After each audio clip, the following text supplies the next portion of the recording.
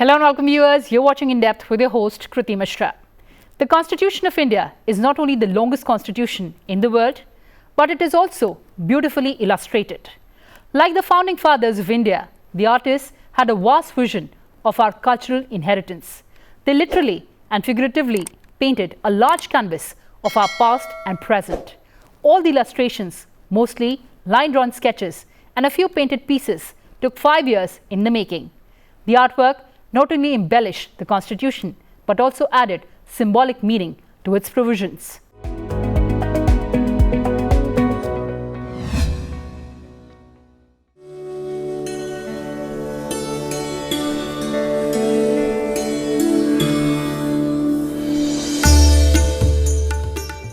The original copy of India's Constitution is kept in this helium-filled case in the Library of Parliament.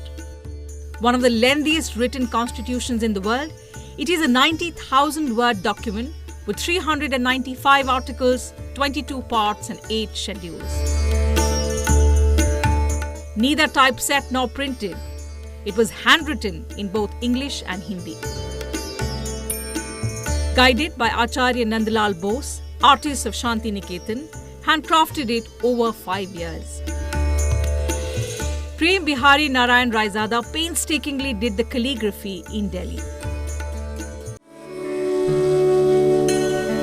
The Constitution is not only a document that protects our rights as citizens, it is also an elaborate piece of art that traces India's 5,000-year-old history with illustrations and artistic creations that combine diverse schools and traditions of India. These artworks show us the march of time.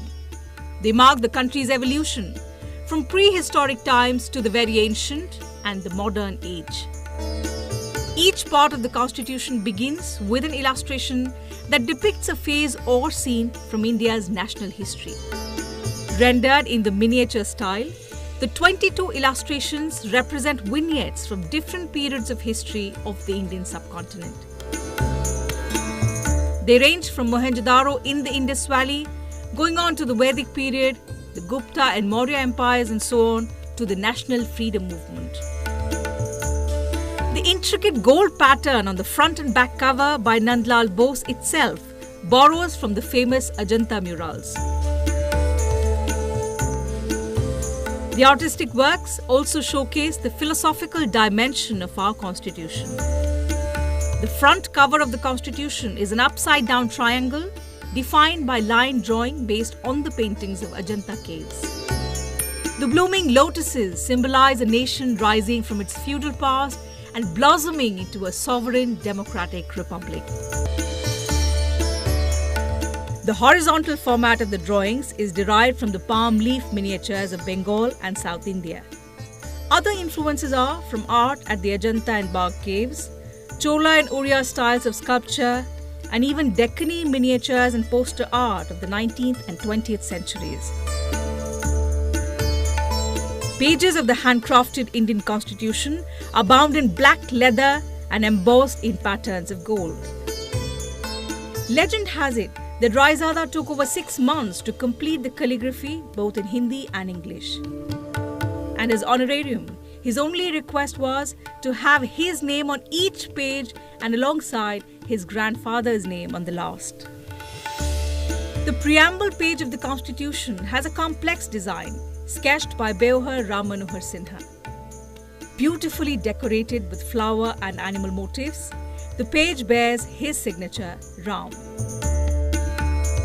The whole framework presents major events, personalities, art and culture of Indian history and civilization. This flow of history is what our Constitution predominantly highlights.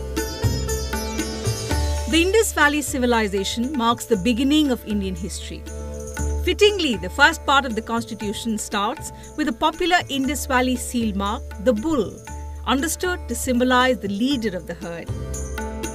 Carved in stone, the Zebu bull represents the most powerful clan or top officials of Mohenjo-daro and Harappa. Part 2, that deals with citizenship, is depicted with hermits living in forests near ponds and rivers.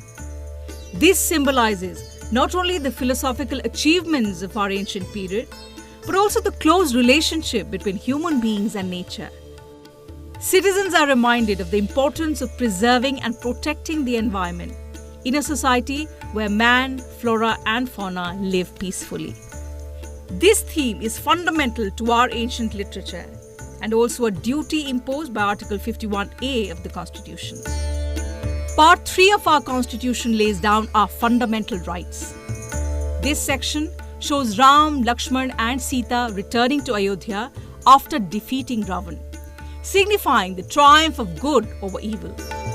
It also marks the dawn of a new era of justice, liberty, equality and democracy. Part 4 contains the directive principles of state policy. They are, in a sense, the wisdom and the guidelines that need to be borne in mind while framing policies, and depicted by the iconic scene of Krishna's discourse to Arjun before the war. The image of Buddha's enlightenment adorns Part 5 of the Constitution that has provisions for the functioning of the Union government. This part establishes a parliamentary system of government at the Union level, an independent judiciary and effective separation of powers. The artwork indicates that the Union government and its parts, the executive, the legislature, the judiciary, have to be as enlightened as the Buddha.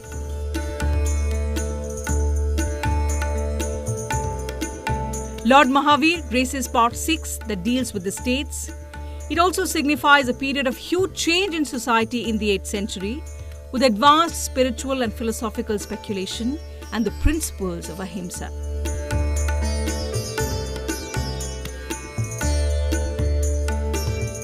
Part 7 of the Indian Constitution dealt with the princely states that existed at the time of independence. It's depicted by the image on the spread of Buddhism by Emperor Ashoka in India and abroad.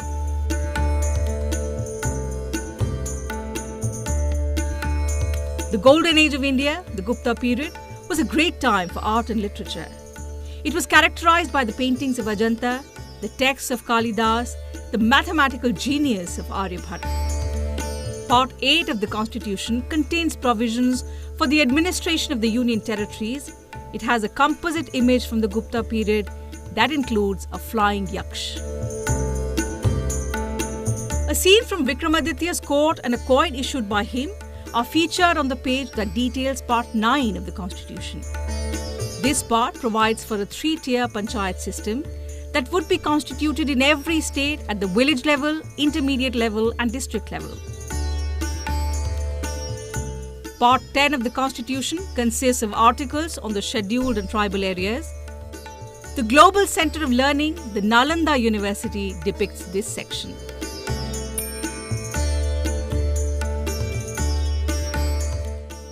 The image, signifying Part 11 of the Constitution, pays homage to the artistic traditions of Odisha. This segment of the Constitution lays down the articles on relations between the Union and states.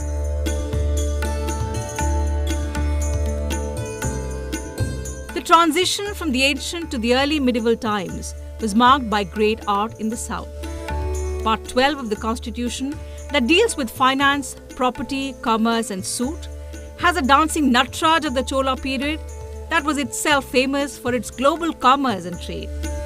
It also bears a reverse swastika that signifies peace and prosperity. The Pallava bas-relief at Mahabalipuram or Mamalapuram, which depicts the descent of the Ganga or Arjuna's penance, is portrayed in Part 13. It refers to dealings relating to trade and commerce between individuals or groups. Part 14, that consists of articles on services under the Union and the states, is illustrated by a scene from Akbar's court. The Maratha and Sikh periods of Shivaji and Guru Gobind Singh decorate Part 15 of the Constitution that deals with elections. Both Shivaji and the Sikh regimes weakened Mughal rule in India. The freedom struggle against the colonial rulers is depicted by a series of heroes starting with Rani Lakshmibai and Tipu Sultan, adorning Part 16 that relates to special provisions relating to certain castes and tribes. Two iconic illustrations of Mahatma Gandhi in Part 17 and Part 18 of our Constitution pay homage to his role in India's struggle for independence. While one is a depiction of his Dandi March, the other shows his visit to the riot-affected Naukhali.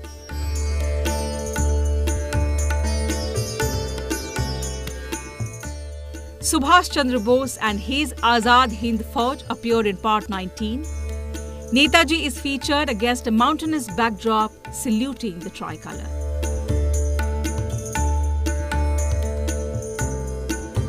The immense geographical diversity of the country, from the majestic Himalayas to the swirling sands of the deserts, introduce us to Parts 20 and 21 respectively of the Constitution. The 22nd part is decorated with illustrations of waves, oceans and ships. This segment is a compilation of laws pertaining to the Constitution of India as a country and the Union of States that it is made of. Numerous other pages were beautified by Ram Manohar Sinha, who signed either as Ram or Ram Manohar. He significantly contributed to the execution of line drawings and gold works that bear Nandalal Bose's signature, Nand. The original Constitution needs special care, maintenance for its upkeep. The framers of the Constitution, at the Constitution Hall of Parliament in New Delhi on 24th January 1950.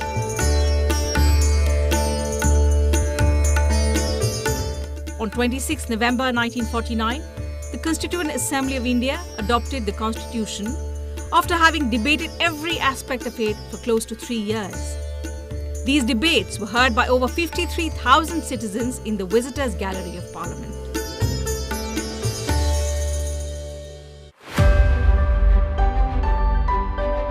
The Constituent Assembly had 15 women members that included Sarojini Naidu, Rajkumari Amrit Kaur, Hansaben Jivraj Mehta, Sucheta Kriplani and G. Durgabai. They spoke of equal rights for one and all, when women in many parts of the world were denied basic rights.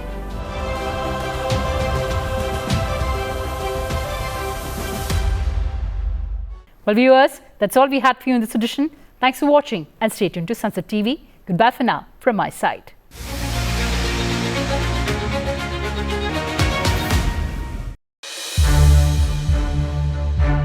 To watch more programs of Sansad TV, subscribe to our YouTube channel and don't forget to like and share them.